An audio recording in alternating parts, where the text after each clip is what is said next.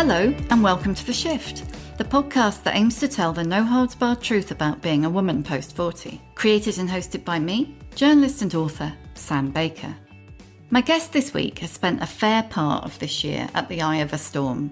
Torrey Peters' novel Detransition Baby, a gloriously gossipy comedy of manners, was rapturously received when it was published in January. Chosen for book clubs by everyone from Oprah to Roxane Gay, and TV rights were optioned by the team behind Grey's Anatomy. It was lauded as the first great trans realist novel in one review, and has been called the true heir to Sex and the City. Then, Torrey became the first trans woman to be longlisted for the Women's Prize for Fiction. And surprise, surprise, the haters came for her. Yeah. Which I think is what prizes are supposed to be. It's like you did all the work to do your book and now you get to set down your shield and accept laurels. It was the opposite. I had to hold my shield even tighter. Torrey tells me about the bonkers year that changed her life, writing a surprise bestseller, becoming an unwitting poster girl for trans issues, and how fiction became fact for her in the most unexpected way. She's a total breath of fresh air on the pressure to pass and why society can shove its eyeliner requirements. Want to know why trans women and divorced cis women are natural allies? Listen on. So you've had a crazy year, haven't you? Aside from lockdown, you've had a crazy year. Yeah, so the book came out in January 4th and it came out to press. It was a very sort of warm reception, but not too huge a reception. You know, it was a New York magazine and there was sort of trans people who were reading it and they were excited by it. But it wasn't like a lot of books that come out the gate really big and then, you know, have sort of a tail. It was more like this slow build where there was more and more attention, and the attention that came was from more and more disparate people, where it was like, you know, suddenly there were TV people who were interested, or there was the Women's Prize in the UK when it was longlisted for that prize. And, you know, that's just like a totally different audience than I've ever dealt with, including, you know, people who were quite upset that it was on the women's long list. So that was like a new thing to deal with because the book to me was just kind of intimate and private. And I had always like imagined sharing it with my friends. So that it was embroiled in a political controversy, you know, across the ocean wasn't really something that I had prepared for, let's say, you know. And to some degree, if you're going to be embroiled in a political controversy, it's fine that there's an ocean between you and it. But, you know, it was pretty wild to have that happen. And then at the same time that was happening, the TV stuff was building and people were like, do you want to write a pilot? Do you want to pitch that pilot and potentially executive produce it? And I was like, sure. Yeah, let's see what a TV show is like. But it was nothing that I had expected in December. The TV stuff had already started a little bit, but it just took off to such a degree this year. So it was pretty wild. And then on top of that, I'm getting married. So that was also just like another thing that I was thinking about how to plan for. It's my second marriage. So it's a little more low key. Like you're not as like invite everybody. You're kind of like, yeah, we'll sign the papers and, you know, we love each other, but we don't necessarily need to like proclaim it in front of everyone we've ever met, you know? I actually got married in New York City Hall. Oh, yeah. It's not crazy glamorous, but you know. No. You've just done a whole whistle-stop tour of that year, which has been crazy.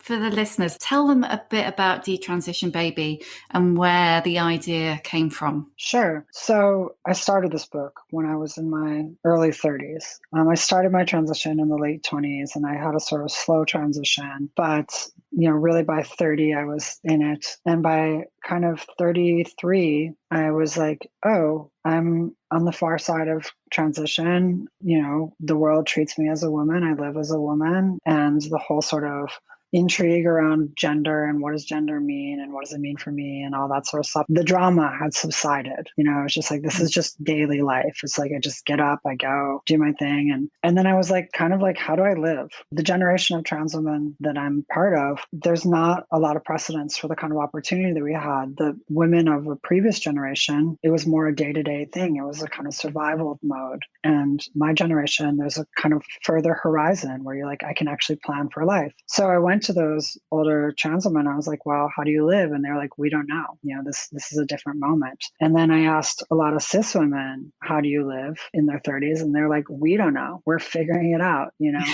And things are a little bit different for our generation, just economically, in terms of sort of social mores, like all of these things are just slightly off. So in the book, I talk about this thing called the Sex and the City problem, which is a little bit glib, but it's, the idea that when I looked at the cis women around me, the ways that they were trying to find meaning in their 30s, like after sort of like the partying and bad roommates and bad jobs at your 20s are over, was the four kind of life paths embodied by the four Sex and the City characters, be an artist, be a mom, get a husband, have a career, with the four different characters. And for me, I was like, well, I want to solve all those things, but the thing that's hardest for a trans woman is motherhood. It's extremely difficult. Obviously, it's biologically impossible. I can't get pregnant, obviously, but even just to adopt or to have a baby with a partner, you have to solve the partner problem. So I was like, if I write a book about a trans woman who wants to have a child, it actually has to address all of those other four options, which, although they're starting to be available for trans women, they're still very much aspirational. Like I aspire to face those problems without a lot of roadblocks to them. And I aspire to solve that problem that I think the Sex and the City problem lays out. So I was like, well, I'm just going to go straight for the motherhood thing. And then I began thinking about it in just a kind of classic protagonist, antagonist. There's one baby and there's three different people who have different opinions about what that baby means to them. And they have to work it out. And that's the way a lot of fiction works, where there's one thing and different people trying to access that idea or that concept from different positions. And usually if one wins, the other one doesn't get it. And so there has to be a kind of compromise. And the kind of compromise around motherhood and womanhood was the thing that the book was trying to take on. Did you reach any conclusions for yourself writing the book? There's this quote that I heard recently by Alexander Chi, which is like, be careful what you write in fiction because it might come true, or it has a tendency to come true. And that is exactly what happened to me. I spent 3 years working out the plot of this book, where it's three different women of different types trying to come up with an unconventional family to have them all figure out what they want. And in the book, I purposely don't prescribe an answer to it, because I actually think this is a generational problem. And it's like, I don't want to be like, hey, guess what? Torrey Peters, I have solved the problem of facing all women of this generation. I think it's more like the book was trying to articulate the question for other people to do it and then not prescribe it. But in my own personal case, the book describes this sort of wild family arrangement. And as soon as I finished it, I sold it, I think, in January. And I'd been dating men, women, I'd just been dating across the board. I think in February, I met the woman I'm going to marry, Chris. When I met her, she was living still with an ex-husband, raising a child. And then I came in, started helping out raising this child, and things have worked out now where she and I are living together. But she lives half the week with me and half the week with her sister, and then the husband is also down the block, and we're all sort of together raising now an 11-year-old in this pretty unconventional, not nuclear family. And it's funny because the book sort of predicted that. And in a certain way, the book convinced me that this sort of thing isn't workable, on a personal level. And then lo and behold, life just handed me something that was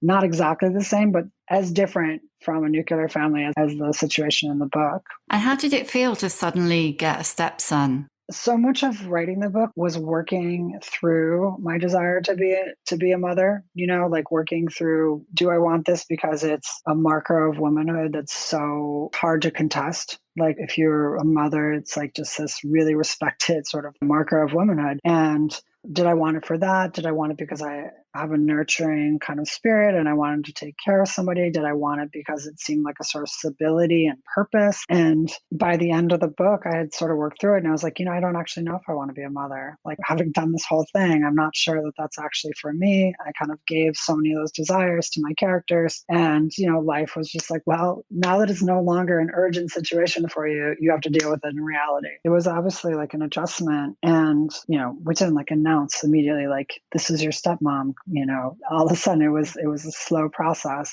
Yeah. But it was a lot of things like me learning to build my own relationship with him. And I'm still doing it, like us kind of working on little projects together, being like, here's how you split wood. I mean, I remember I bought him like a little hatchet to split wood with me. That was brave. And his mom was like, what are you doing? Like, I saw him out there like with no shoes swinging a hatchet. And I was like, yep, I almost cost a couple toes with that move. And so I was like, okay, figuring this out, It's really interesting to me because I got my stepson at 6. And, you kind of have to work out between you what the relationship is going to be and how it's going to work. And it's not necessarily a mother-son relationship at all. I mean, it can be. Yeah. For me, it's not really. We're more kind of buddies, I think that is actually the case. He was 9 when I met him. And I think that by the time that I'm actually in a place to like be where I'm close enough to him, he's 11 now, to be an authority figure. I wasn't an authority figure for all of his childhood. And I don't know if it's like a great idea to come into a teenager's life and be like, no, I'm an authority figure to you, just as they're like, we don't like authority, So I'm never sure what to call our relationship. Yeah, buddy is like one. I feel like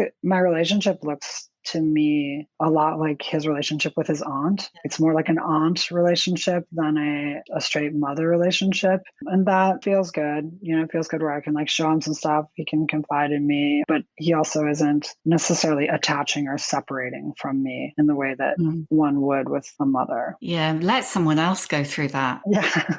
Yeah, I'm mostly supporting my partner as she sees him entering his teenage years. It was really interesting to me reading the book, the way that you're kind of just taking apart all the narratives that are handed down to women and kind of questioning them. And I think you made a point earlier that actually a lot of women of your age, regardless whether or not they're cis or trans, are going through that. And actually a lot of women of my age are going through that, but 15 years on. Yeah. It's you reach a point, whether it's divorce or that kind of so-called biological clock or menopause, where you're like, hang on, I'm told I have to do all these things and this is the way it should be. But why? No, I totally agree with you. And I mean, I think that's why the book has resonated in certain ways, is that you're supposed to say that transition is like anything else. There's a sort of like stay in your lane mentality to a lot of like identity type stuff. But I'm pretty interested in the ways that my gender transition creates bridges to other women in different stages in their life. The book is explicitly dedicated to divorced women because I felt like I had this real kinship with divorced women. I loved literature by divorced women. And finally, I figured out like, oh, it's because,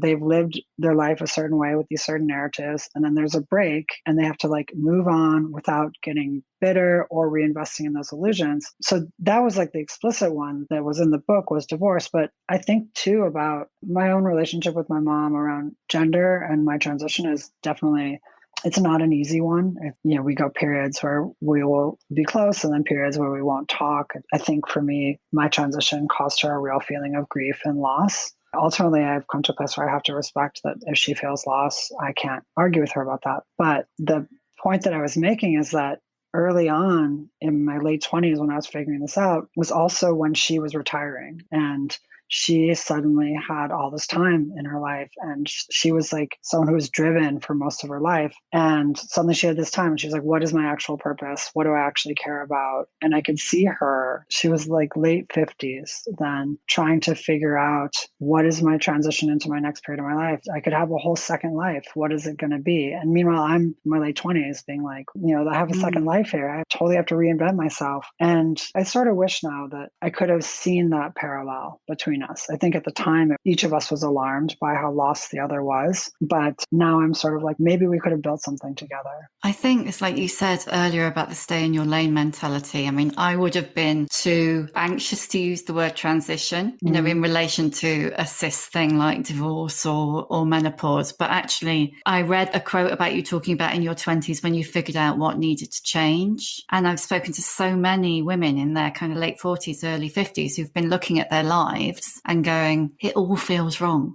What is it that's wrong? And a lot of them, they realize it's their relationships, but it's they're going through that process. And it does seem to be tied to hormones and menopause and, that kind of thing. Yeah, I mean, I speak from experience that hormones are a real thing. They really do. I remember just thinking like, oh, it's just this like little, now it was shots, but early on it was just this little pill. And I was like, I don't understand how this little physical thing can change my perspective on so much in life and change how I react to everything, change how I just see the world. And obviously there's a whole lot of different ideas that trans women have about that. What estrogen does is it release something that's already innate, or does it create stuff? But in any case, it was extremely powerful. Like the experience. Yeah, one forgets that like actually cis women go through that period twice, there's sort of a puberty and then a menopause, which are just massive amounts of hormonal shifts. Like if it's anything like the hormonal effects that I went through, it would totally change your perspective on life. I kind of don't want to say it's in any way the same, because of course it isn't. Yeah. But at the same time, you feel like as an aging cis woman, you feel like you're not allowed to age. And I was listening to you this morning on another podcast talking about shame and the way that being ashamed of things or being age shamed or trans shamed or whatever stops you talking about it, and it stops you accepting it and learning to adapt into your life. And I think there's a real sense of that women are not encouraged to age. It's like, don't do that. And if you are doing that, make sure nobody knows. I'm going to turn 40 this summer. And, what 40 is, I guess it means a lot of things to different people. But I have a friend, she's cis, and she's going through a lot of hard times about being 40 and what it means for her and what it means in terms of her attractiveness. She's single, and like, especially like dating sites like Tinder. I mean, it's just awful to put 40, and they just will choose an age range that just like, you don't even get to be seen. And she's very aware of that. Personally, I think for trans women, for cis women too, there's such a pressure to be sort of young and feminine. Like, I'll just speak for the trans experience, that if you're trans and you're like attractive and young and feminine and like sort of that might be okay. Definitely if you pass and if you're attractive. There's a second side of that, which is then trans women are oftentimes attacked for being a stereotype of femininity, but it's like that same pressure that's on cis women to be attractive, to be, a certain type of femininity. And for me, I've actually found moving towards 40 to be a bit of a relief that I don't, for instance, wear as much makeup as I used to. I will wear just like a hoodie when I go out. And instead of being like, oh, I'm failing at womanhood, I'm sort of like, listen, I'm getting towards middle age. Like, I'm not going to bother with your eyeliner requirements, like, I mean, and that's like a sort of superficial version of it. But I find also in meetings with people, there's a new kind of respect that I can garner for myself, being like, look, I've actually I've seen some things. I've lived, a couple different lives, and I have enough experience, and I would like you to respect that experience. And this stuff is all implicit, I think, in the ways that people, when they talk to each other. But so it's been a real kind of trade-off, I think, in that I'm trying to sort of emphasize what the aging process offers me rather than what it's taking away from me. I was in my early 30s before it was like, I'm like in womanhood now. I think if you talked to me at like age 32, you would have heard me have this long regret. I transitioned just at the time of an age where I don't get to experience the sort of affirmations that like young women get. And now that I'm a little bit older, I sometimes see the way that young women are treated. I'm just like, well, thank God I missed that, Yeah, exactly. That kind of constant objectification and being public property. And I think for my friend that I was talking about, I think it's really hard for her because that was a lot of her affirmation. On one hand, it's kind of awful. On the other hand, that was a way that she had learned to affirm herself. And it's hard for her now to like find the same sort of affirmation in, let's say, the respect that she's maybe offered as a woman who's 40 rather than in her early 20s. And also the kind of invisibility that comes with that sometimes, that she's used to being seen all the time. Yeah, seen in a certain way, in a male gaze kind of way. Yeah, I mean, I do love that we're both sat here dressed like 12-year-old boys. It's like... I was like, should I get dressed up for this? Like, no, I'm going to wear a hoodie. It's like, No, totally.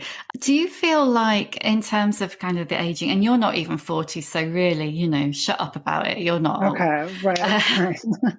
It's like in the book, Reese is talking about being 34 and feeling old. And I'm just like, oh my God, try 54, love. But do you feel like there's a map Is there any sort of roadmap for the aging process as a trans woman? I think we're inventing it. I mean, I will say that I'm a little bit self-aware of that, the 34 and feeling old. I remember I was 34 when I read a line in a Lori Moore story where she was like 38 and she was like, I'd give anything to be 34 again. Like I'd trade a finger to be 34. And I was like, you're only 38. Like what's like, it's just 4 years. Like, but it's so funny the way that when you're in that moment, it feels like, oh, I've seen so much. And I'm sure that, you know, in 10 years, I'll be like, remember when Torrey was on that podcast asking like she knew a thing, you know, to answer your question.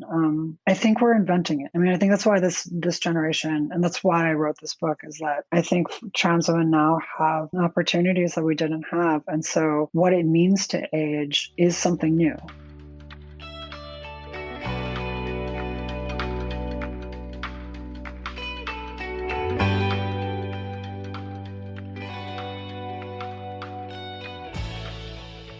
Like the older trans women, number one, there aren't that many of them because we lost so many older trans women to HIV, to suicide, to substance abuse, to just going stealth, which means, you know, if you could pass as a woman, just never telling anybody that you're trans and living your life, you know, completely undetectable, essentially. And there's even stories now. I know a couple of trans women who live their entire life stealth. And now that, you know, so there's more trans visibility, they're sort of coming out again at age like 65, 70. Wow. And they're looking to young people to be like, how do I be trans? I don't know how to be trans. I've been living as a cis woman for 35 years. I don't actually know what it means to talk about being trans and aging. So they're almost like teenagers, even though they may be 70, in that they're figuring it out again. And they're looking to like a 30-year-old to be like, what does it mean? You know?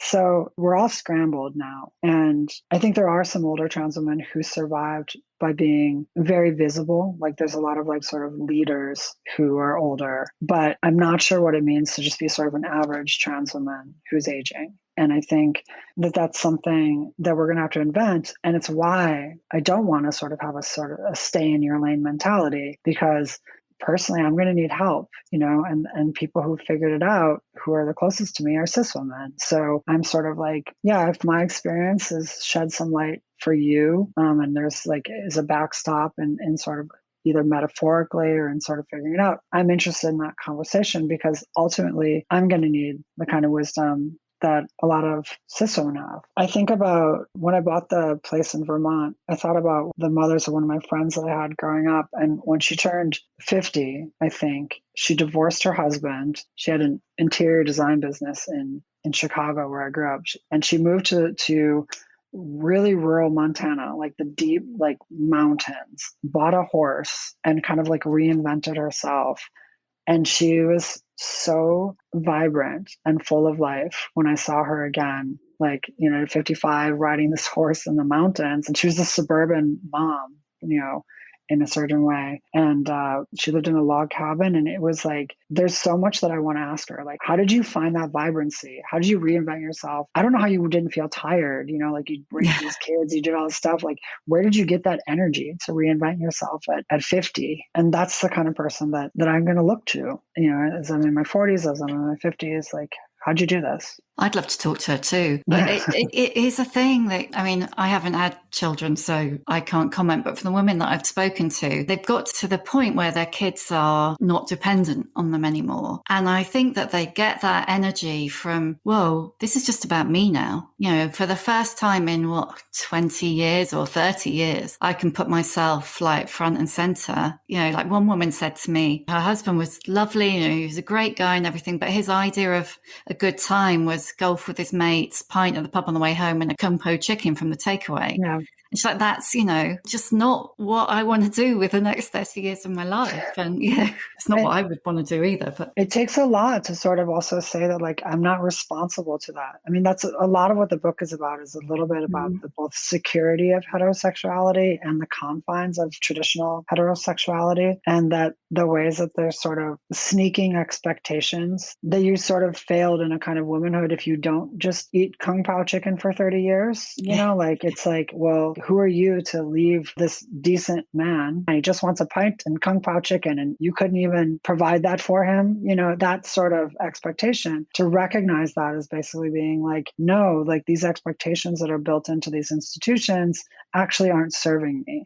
For me, for instance, speaking about my own experience, part of the transition that was strange for me was realizing that suddenly these institutions were accessible to me. Like I was dating men, in my 30s, and I did have relationships with men. And suddenly there were the expectations to have kung pao chicken every night, and realizing like, oh, actually I'm chafing against this. Like I thought I wanted this so badly. Like, and on a certain hand, there was such security in like, being with a man and having the guy I was with, he made more money than me and he could take care of me in a certain way. And especially as a trans woman, I was like, I don't know if I can make it on my own. And here's this like nice man who will take care of me. And at the same time, I'm chafing. Like, I don't actually want to be my number one priority to be this other person. I like caring for him, but I want to be out of love rather than like a sort of gendered obligatory requirement. Yeah, there was a study about housework, an American study,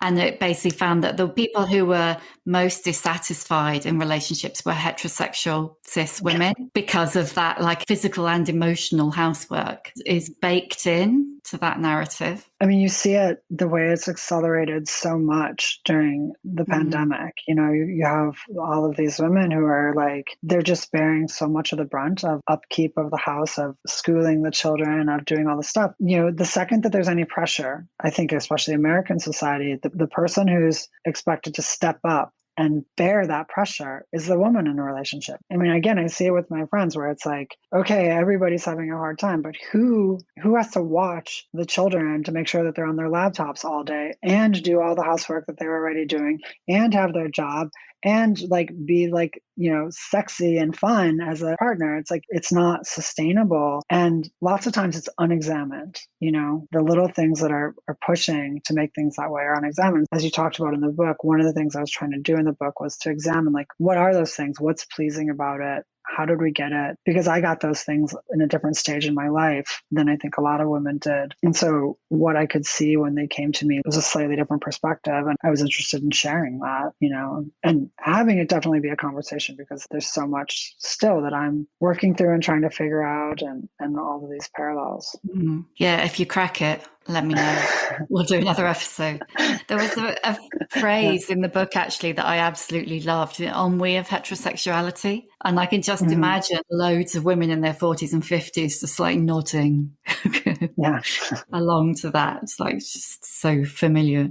I just wanted to ask you a little bit more about the Women's Prize experience. Sure. Was that a joy for you at first? Did it feel like recognition, or did it make you anxious about what might be coming? I mean, when I got it, sorry to everybody who was locked down during this time, I was in Florida. So when I heard with my stepson, his grandparents live in Florida, so I'd gone with him to Florida. So, it was sunny and beautiful. And they were like, and now you win a literary prize. And I was just like, oh, wow, this is so great. I feel amazing. I mean, I'd known what the Women's Prize was, of course, and that it was, previously the Orange Prize. But I was thinking to myself, I was like, what is the history of this prize? And then I remembered, oh, this was a prize that was created because the bookers were being given only to men, right?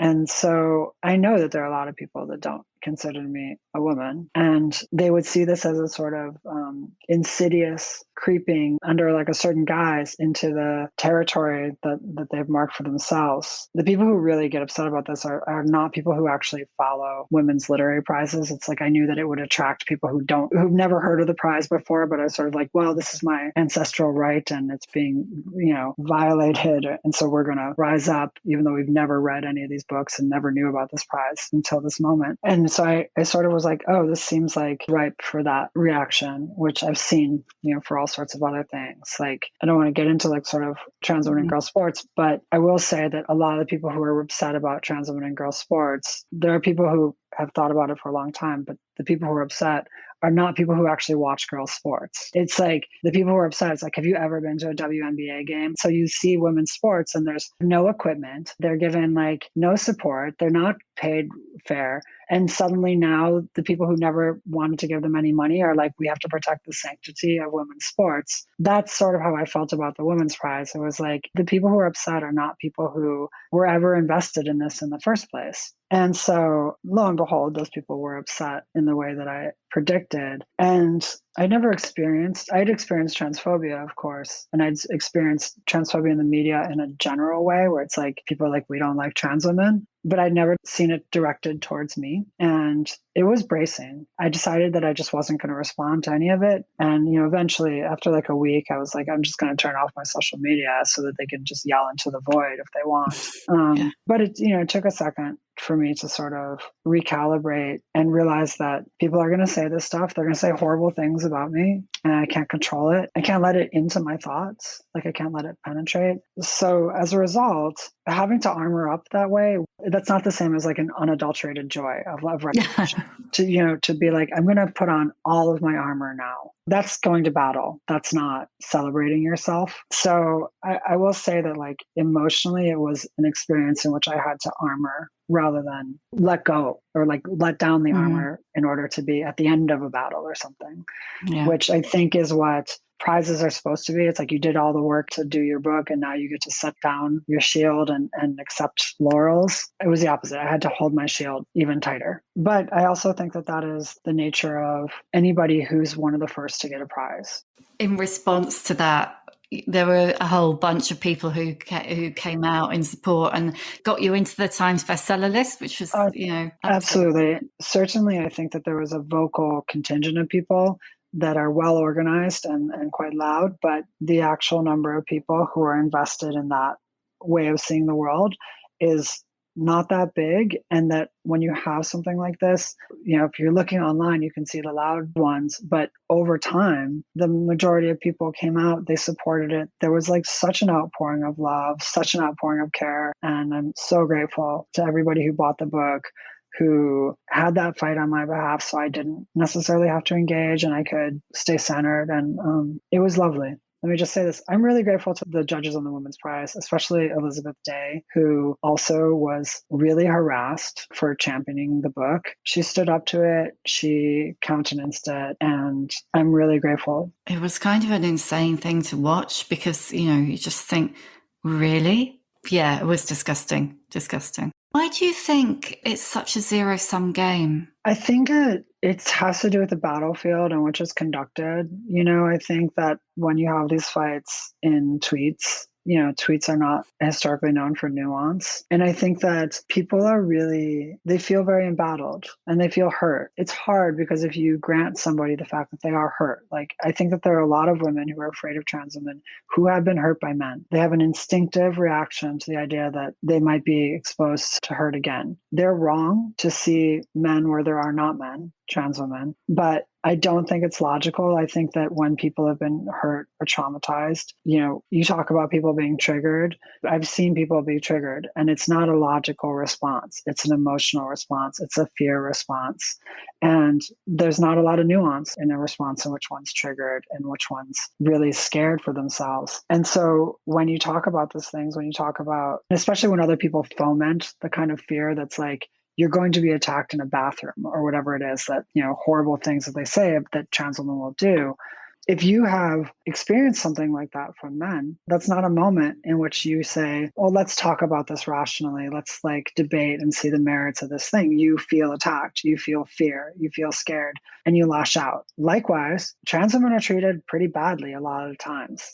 We are attacked. We're shunned oftentimes. We have a lot of trauma. Most trans women carry a lot of trauma. And so you have two people who are traumatized talking to each other, and that trauma comes out. There's not a lot of place, if it's like you're trying to make it so I can't live. That's what a trans woman feels. You're making it so I can't live. It's hard to basically be like, let me hear about your hurt. Let me hear about your pain. Likewise, if people are, I'm scared, I've had trauma myself, and I don't know that you're not someone who will deliver that trauma. Of course, I think that viewpoint is wrong, but I try to have some empathy for it and understand that that's why these conversations can't happen. It's why I'm a fiction writer. Obviously people were really mad at what I said, even in fiction, and they couldn't read that book as fiction. There are things that characters said, and they would quote me as having said that. I want to be like, look, Shakespeare wouldn't trade his kingdom for a horse. It's like Richard III who trades his kingdom for a horse. Like it's a character. But, I'm a fiction writer because I think it's a place that you can have some of these discussions in a slightly less charged way. You can be provocative. And ultimately, if someone like Reese is very triggering, the solace for Reese is that she is fictional. She literally can't hurt you. She does not exist. She's a figment of my imagination. So you can actually listen to her and she will never appear in the places that you're scared of her appearing. And I think that there's a lot of kind of understanding and bridges that can be built in fiction. And it's why in fiction, I'm willing to sort of not stay in my lane in certain ways, because it's the place for that. It's a thing that female writers come up against a lot. The idea that people think if a woman's written a book, it's got to be autobiographical. It can't be a work of imagination. Yeah, I think that's true. I remember Cat Person, the New Yorker story, and it was the most popular story ever on the New Yorker. And you realize when you start looking at it that everybody thought it was memoir. It's like a woman's sex life. It must be just her diary. And all the work that story was doing is it required fiction for it to work. Otherwise, it wasn't the irony that animated that story. But I don't know. I'm trying to believe that people are still reading fiction. They're still learning how to read it and how to interpret it. And the very fact that my book did what it did, I think gives me hope that fiction can do this work that a think piece maybe can't. Yeah, totally. And, Detransition Baby is funny. It's really funny. Possibly my favourite line. I've written it down and I'm not going to be able to find it now. Oh, yeah, here it is. Fisher-Price, my first abusive man. I mean, I just don't think that there's a single woman, cis or trans, who won't have had a horrible wince of recognition when they read that. Yeah, I hope I can still do that in the next book. When I wrote that, I was I think 14 people will ever read this book. I didn't know that I would do. So I was able to just throw in whatever joke that I thought was funny. And the real thing that I'm afraid of is now that this book has been read by so many people is that I'll censor myself. I make so much fun of different trans women too. The thing about all they ever really want is to stand in good lighting and stuff like that. Those are jokes that I think make the book what it is. And were easy to make when I pictured 3 of my friends laughing at them. I think I'm just going to have to go back to imagining that I'm a failure as a writer and nobody will read it, and then I'll be able to be funny again. Yeah. I'm going to ask you now a bunch of questions that I always ask at the end. What's your emotional age? I'm going to say that my emotional age is actually right now dead on. I didn't arrive at that age in a linear way. I was 30 when I was 25, then I was 14 when I was 31, then I was 50 when I was 37, and now I'm dead on at 39. Yeah, brilliant. Give us a book recommendation. I will recommend Time is the Thing That a Body Moves Through by T. Fleischman. It's a meditation on art, ice, frozen water, and beauty and friendships. It's a gorgeous book. Brilliant. What one piece of advice would you give younger women? I would say read Elena Ferrante. I know that the book recommendation was the last question, but I wish I had read Elena Ferrante when I was younger. Almost every problem that I've ever had is in that Neapolitan series, and at least it's one solution to those problems. That's brilliant, because that's loads of advice in one answer. Basically, the answer to that question is ask Elena Ferrante. What's your superpower? I think my superpower is when I'm able to invoke it, it's focus. That at certain points in my life, I'm able to really focus, and I can't sustain it indefinitely, but most of my productivity has come in these waves of intense focus. And it's something when I'm in the right place, I can cultivate it. God, if you could bottle that, I'd buy it. Yeah. So buy that. Who is your old bird role model? I'm going to say that 55-year-old horse riding lady in Montana. She's my inspiration. She sounds amazing. She is amazing. She is just incredible. Just a bon vivant. Was she a little bit of inspiration for Katrina's mum? She was, actually. You're right. She is the person who, when the bear broke into her cabin and walked all over the couch, she didn't sell it, but she just was so the bear broke into a cabin, broke a bottle of red wine, walked in the red wine, and then left red wine bear prints all over her white couch. And rather than being like, um, my couch is ruined, she was like, I have the most exclusive couch in all of, it's designed by a bear, like the most exclusive couch in all of Montana. And like her whole way of being was that way. And so I took that anecdote from her and put it in the book. That's a good eye. Yeah, you spotted that. It was just that spirit when you were describing Yeah. her. I was thinking she really sounds like her. And lastly, how many fucks do you give? I actually think I give quite a lot. I have a sort of a laconic affect that I use to sometimes hide how many fucks I give. But I actually think that the way that you create good art, the way that you love people, the way that you invest and have desire is by giving a lot of fucks. And the times when I'm saddest is when I legitimately don't give any fucks. And the times that I'm happiest is when I deeply, deeply care about all the things that I'm doing, all the people in my life, and that everything feels urgent and crucial. And that's the place I like to reside. That's fantastic. Thank you, Torrey. You've been absolutely brilliant. Thank you so much for having me. This is lovely. I can't wait to go back and hear so many other women talking to you in similar ways. Oh, I could quite happily sit here for another hour. Thank you for listening.